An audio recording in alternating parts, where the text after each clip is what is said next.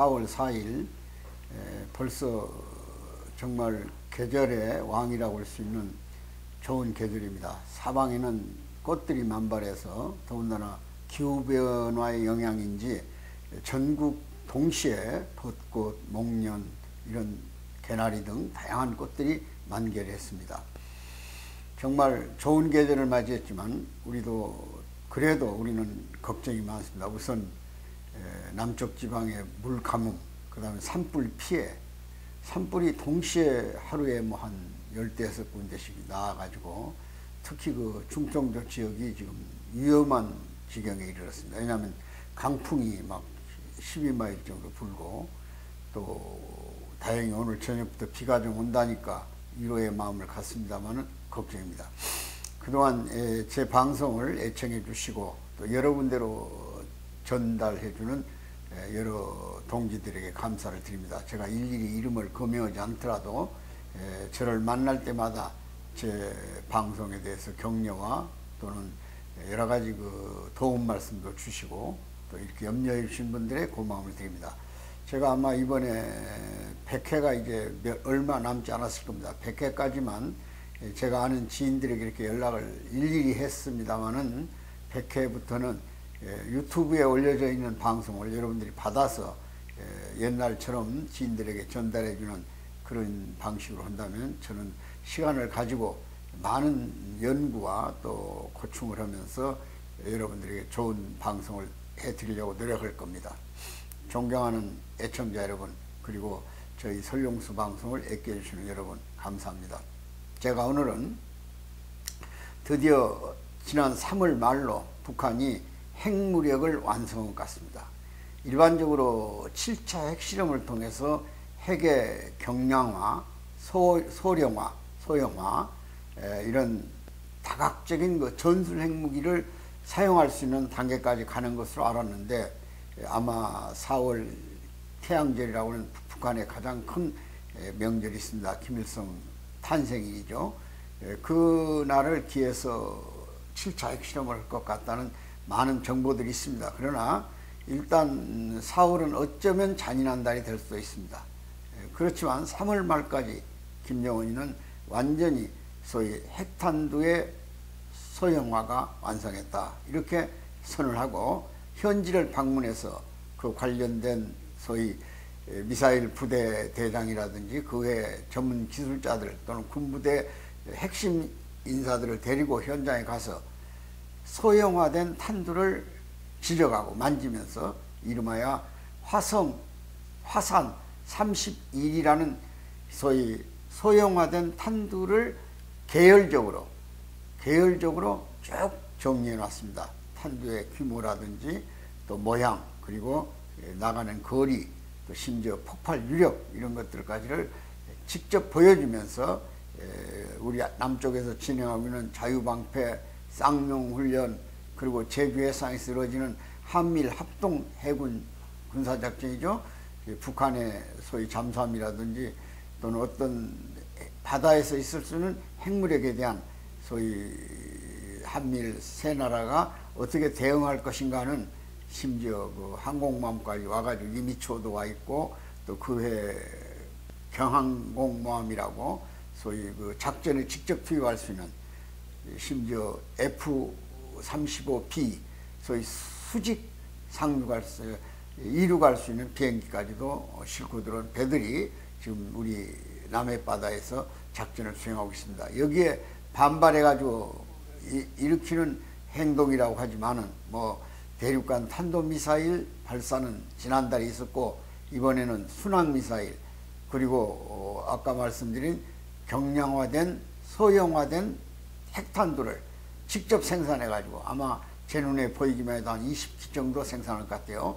그걸 전술에게 어느 소위 그 운반수단이든지 장착하면 대한민국 전역을 공격할 수 있고, 또 심지어 제주도, 일본까지도 공격할 수 있는 거리에 소위 중단거리 미사일 체계를 갖춘 것 같습니다. 그리고 심지어 그들이 지금 수도를 공략하기 위해서 곡산 지방으로부터 해주로 연결하는 그런 소위 우리 중부전선이죠. 그 서울 직접 겨냥하는 장사포, 방사포 등에도 소형 탄두를 장착할 수 있는 것 같습니다. 이 소형 탄두는 일반적으로 전술핵이라고 합니다만은 그 규모가 엄청난 피해력을 갖습니다. 예를 들어서 그 방사포 등 장사포에 소형화된 핵탄두가 장착되면 어느 한 일개 지역, 서울로 말하면 영등포 구 전체를 마비시켜버리죠. 거기다가 ESP탄이라고 하는 탄내 또 교란 작전, 전파 교란을 부착시켜버리면 그 지역 내에 있는 모든 전파시설은 마비되어 버립니다.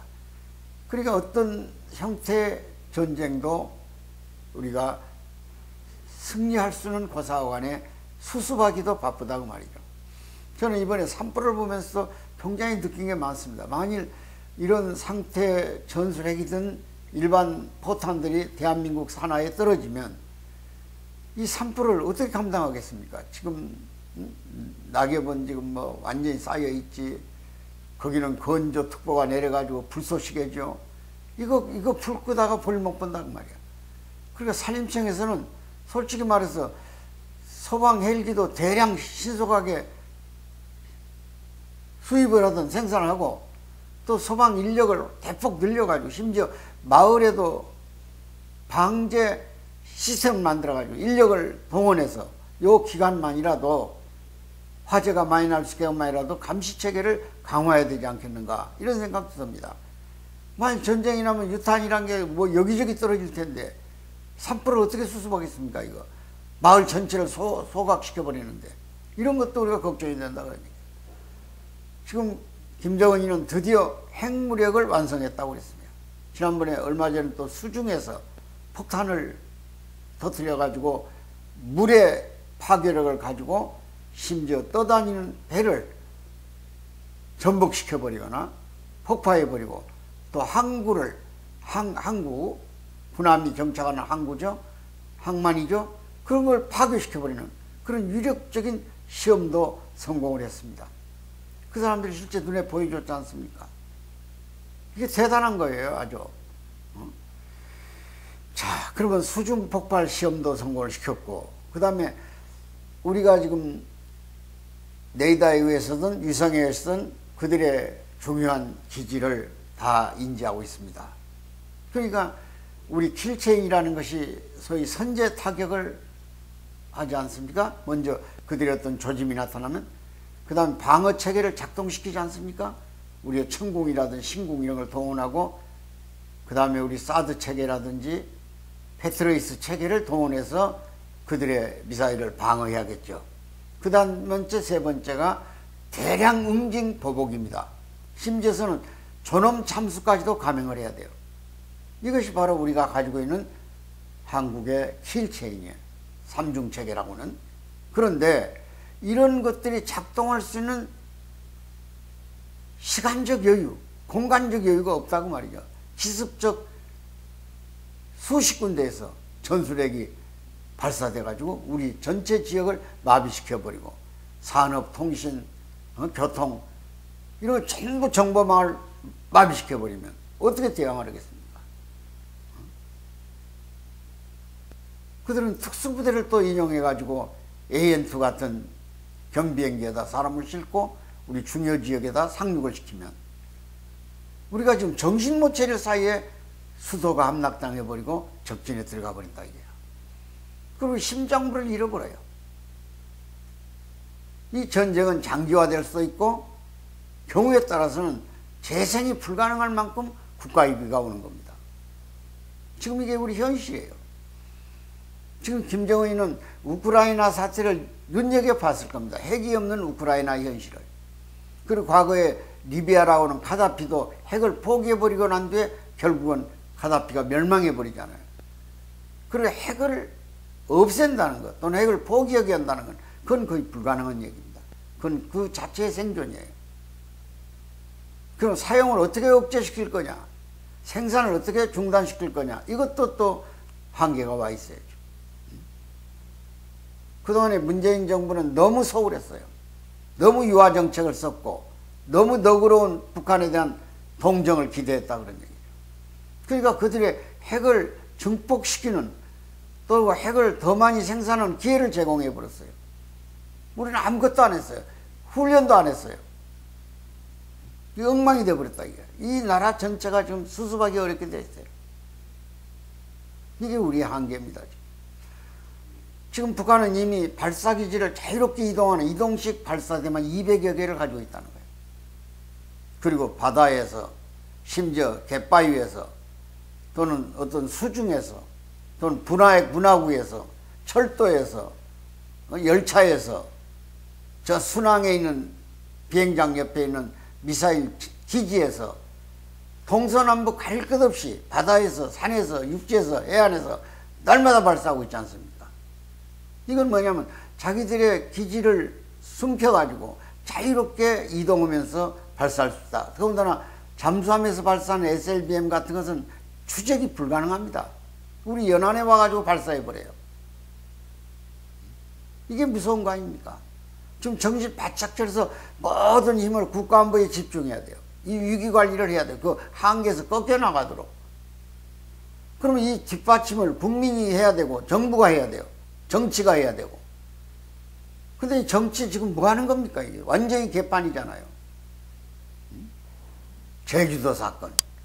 어제 제4.3 사건이 있지 않습니까? 그 원인은 공산당들의 실행에 의해서 이루어진 50 단독 선거를 반대하는 투쟁에서 이루어진 거예요. 원원이. 거기에 수많은 경찰이 군대가 희생당했고 무모한 사람이 많이 죽었어요. 좌우가 가려지는 시대가 아니기 때문에. 그 당시 한 인구의 70%가 좌익사상을 가지고 있었고 또 그 좌익사상을 가지고 있는 것을 그 시대적 상황이에요. 왜냐하면 러시아 혁명, 중국 혁명이 있어가지고 우리 식민지 시대에 대한민국이 해방할 수 있는 유일한 길은 사회주의라고는 독특한 이데올로기가 하나 희망일 수 있었어요. 그러니까 누구든지 거기에 다 지식인들은 몰두했고 고민했다 그런 얘기죠. 그러니까 국민의 성향을 가린다는 게 쉽지 않았어요. 그때 소위 미군 군정 밑에 있었고 우리 응원군, 정부의 지원군, 이 군부대들이 그 상황을 제대로 파악하지 못했고 그 다음에 북한에서 살던 재산 다 뺏겨버리고 원안에 삼쳐가지고 월남해가지고 소위 의용군으로 들어와서 경찰이 형성되고 군대가 형성된 사람이 많아요. 그러니까 이런 분들이 제주도에 가 수습한다고 와서 서북 청년단들 감정은 머리끝까지 올라와 있지. 밤에는 한라산에 들어가 있고 낮에는 나와서 또 유장경찰 노릇을 하고 방위군복을 입고 돌아다니면 민심을 교란하지. 그러니까 이 엉망진창이 돼가지고 많은 사람이 무고하게 죽은 건 사실이에요. 그러나 근본적인 원인은 북한의 지령에서부터 출발한 거예요. 50 단독선거를 반대하기 위해서. 이런 상황들이 제대로 가려지지 않고 정권의 그 이데올로기 때문에 정권의 프레임 때문에 완전히 그걸 바꿔가지고 상황을 전개시켜 놓으니까 그 당시 나라의 치안을 또는 나라를 지키겠다고 결사항전하는 사람들의 자손들은 참으로 피할 곳이 없는 어둠 속에 또 살아야 되는 이 불행한 시대를 맞고 있는 거예요, 우리가 지금. 지금 김정은 정권이란 것이 인권이 얼마나 비참합니까? 사람 살 때가 아니잖아요. 식량이 지금 없고 자유로운 이동이 안 되고 정치적 결사, 종교자유가 없습니다. 무조건 처형을 해버려요. 손을 잡아먹었다고 공개 처형을 해버려요. 이런 체제를 틀어잡고 3대 세습을해서 무자비하게 탄압하는 김정은 정권을 옹호해가지고 될 일이냐 이거야. 한계를 극복하도록 해야지. 이런 방국에 정치가 국민을 안정시키고 안보에 대한 자신감을 내비치면서 특히 북한 중심한 중국과 러시아가 일체가 돼가지고 동맹체제를 굳건히 하고 있으니까 우리도 한미일 관계를 굳건히 해가지고 반드시 그 대항체제를 만들어 놓지 않으면 이 사태를 수습하기가 어렵게 됐다 그런 얘기죠. 근데 우리나라는 지금 현재 말도 할 수 없는 혼란 속에 와 있습니다. 이게 완전히 정치가 개판이에요. 이번에 어떤 학교에서, 중학교에서 담임이 학부모를 불러서 갔답니다. 그랬더니 그 자녀 자제 얘기를 하면서 아주 이놈이 못돼가지고 동료들 패고 책상 째리부시고 선생들 뒤패고 아무것도 할 짓이 없어서 아무래도 퇴학을 시키든지 선생님이 학부모 능력에 따라서 전학을 시키라고 그러더래요. 그러나 학부모는 선생님한테 매달릴 수밖에 없죠. 제발 퇴학만 시키지 말고 이 학교에서 어떻게 좀 수습을 해달라고. 그러니까 도저히 저는 한계가 왔다고 담임선생님이 학부모님 뜻대로 하라고. 그래서 고개를 푹 쓰고 있는데 학부모의 이름을 부르더니 걔가 그래도 한 가지 꼭 할 일은 있다고 그래요. 얼마나 반가웠더니 뭐냐고 그랬더니 앞으로 정치꾼으로 잘 길러보라고 그러더라고요. 개판 치는 학생을 정치꾼은 할 수 있다고 그러더라고요. 이게 얼마나 기가 막힌 비화입니까?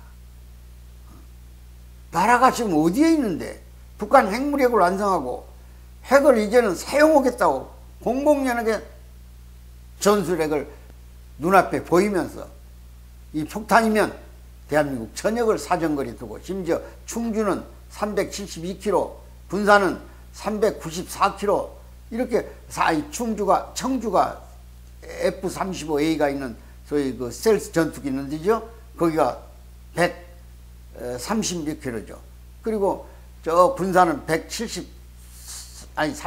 330몇 킬로, 390몇 킬로, 94킬로, 계룡대는 376킬로 이렇게 딱딱 거리까지 가지고 실험을 해서 성공했다는 것을 지금 순항미사일이나 탄도미사일을 거리 추적해 가지고 중요 시설을 딱딱 재서 소위 계룡대까지는, 청와대까지는, 여기 저 대통령실까지는 다 재서 폭파의 시점을 재고 있는데 이 판국에 장시간을 두고 풀어야 할 문제들을 놓고 얼티두르고 이게 할 짓이냐 이게야. 참으로 안타까운 마음이 끝이 없습니다. 끝으로 제가 이 핵을 사용할 수 있냐 안 수는 가장 중요한 것은 그 핵을 관리하는 사람의 일종의 리더십이죠.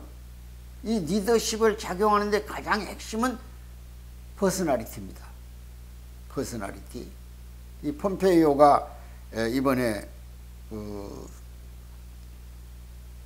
회고록을 하나 썼어요. 물론 아마 2024년 대통령 출마를 예고해서 쓰겠죠. 왜냐하면 회고록이라는 것은 모든 외교 문서는 약 30년이 돼야만 공개하지만 그래도 그 사람이 어느 정도 정치적 담론을 담고 있기 때문에 그 회고록이 갖는 의미는 대단히 큽니다. 그래서 폼페이오 회고록이 한치도 양보지 말라 그런 큰 제목을 달았어요. 거기다가 무슨 말을 썼냐면 내가 사랑하는 미국을 위한 싸움 이렇게 했어요. 내가 사랑하는 미국을 위한 싸움이다. Never give on 린치 파이팅 for the America I love 이런 뜻이에요. 그 속에 폼페이오가 CIA 국장을 하고 그리고 이제 국무장관이 됐지 않습니까? 트럼프의 명을 받고 평양을 갑니다. 2017년. 그로부터 4차례 갔대요. 그 사람이 싱가포르 회담, 하노이 회담을 만들어낸 거예요, 사실은, 폼페이오가. 근데 4번 김정은을 만나서 김정은에서 특이한 현상을 발견했다는 거예요. 그게 뭐냐? 김정은이의 퍼스널리티는 누구의 말도 안 듣더라는 거야. 오직 자기 독자적인 결정을 밀어붙이더라고요. 인민에게나 그 주요 간부들에게. 그때 폼페이오를 파트너로 했던 사람은 김영철입니다. 통전부장 했던 김영철이. 근데 첫 번째 갔을 때 주석궁에서 김정은을 만났는데 처음에 이 사람이 하는 얘기가 의제가 뭐냐고 묻더래요. 그래서 핵 문제를 담판에게서 왔다고 그랬대요. 근데 두 번째 문제가 당신들이 나를 죽이려고 했지 않냐? 근데 왜 여기 찾아와서 얘기하냐? 그랬더니 그렇다 이게 사실은. 근데 안 죽이고 해결하기 위해서 왔다고 그랬대요. 그랬더니 못 죽일 거요 하면서 온 김에 앞으로 우리 김동지한테 전달하겠지만 좀 머물러서 북한을 자세히 좀 들여다보라 그랬다는 거예요. 얼마 있으니까 김영철이가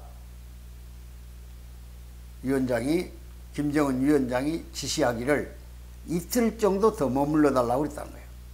그때 폼페이오가 한마디로 노 했다는 거예요. 그 사람도 전략가 아닙니까? CIA 국장을 7년인가 했으니까. 노 했대요. 그때 깜짝 놀래가지고 김영철이 김정은한테 전화를 하는 걸 봤대요. 노 했다는 말을 전달하려고. 이틀 더 머물라고 했더니. 근데 전화기를 붙들고 벌벌 떨더라는 거야. 그러더니 다이얼을 못 누르고, 이 번호를 못 누르고 땅에 떨어뜨려 버리더라는 거야. 얼굴 표정이 완전히 굳어 있대요. 김정은 지시를 거부한 폼페이오, 마크 폼페이오의 의사를 전달하는 과정을 봤다는 거예요. 이야, 적어도 미국의 국무장관을 파트너로 대하는 김정철에게도 한치의 공간이 없더라, 이게. 빈틈이 없더라, 이게. 오직 김정은이의 비율을 맞추는데 모든 포인트를 맞추고 있더라. 이만큼 김정은의 독선을 봤다는 거예요. 김정은이는 어떤 상황도 무시하고 자기 기분에 엇갈리면, 지금 김정은이 온전치 않지 않습니까? 가슴에다가 지금 심장, 박동기까지는 아니더라도 심장에 스탠스를 박았지 않습니까? 그 다음에 지금 당이 극도에 올라 있고 몸무게가 비대해져 가지고 우리가 말하는 공황공포증이죠. 대상포진이라는 거, 그런 것들이 겹쳐 있어요. 그러니까 그걸 위로받기 위해서 김주애를 데리고 다니는 거야, 딸내미를. 그 무슨 후계구도가 아니라. 근데 이 사람이 사령 판단을 못해요. 인민대중을 존중하고 중시하고 사랑한다고 해놓고는 인민은 굶주리고 있는데, 김주애가 입고 있는 점퍼 하나가 크리스찬 디올이라는 거 아니야. 우리 한국 돈으로 240~50만 원 줘야 되는 거. 이설주 부인이 데리고 있는 핸드백이 구찌 베르사유라는 거야. 700~800만 원 가는 거. 지가 차고 다니는 시계가 엉거덕 보이는데 그게 일반 시계가 아니라 스위스제 1,400만 원짜리라는 거야. 이런 사치스러운 생활 공간 속에서 자기는 제왕도 그런 절대 제왕처럼 존재하면서 핵을 가지고 세계를 위협하고 그 결정권을 법제화해가지고 자기가 쓸 수 있는 어떤 합의도 없이, 어떤 참모의 조언도 없이 핵을 쓸 수 있는 능력을 또는 권한을 가지고 있다면, 우리가 지금 예의주시하고 이 상태를 극복할 수 있는 대안을 정치가 해야 하는데, 정치는 뭐 하는 거냐, 이게. 이런 면에서 정말 오늘은 북한 핵무력 완성이 된 우리 정치는 뭘 하나, 이런 면에 말씀을 드렸습니다. 대단히 각성하고 좀 생산적이고 미래적인, 그리고 협치 좀 해서 과거에 낡아빠진 프레임에서 벗어나가지고 새로운 세계를 향한 한국적 미래된 확고한 가치관을 정부가, 정치가 세워주기를 당부드리면서 오늘 말씀 마무리 짓습니다. 대단히 감사합니다.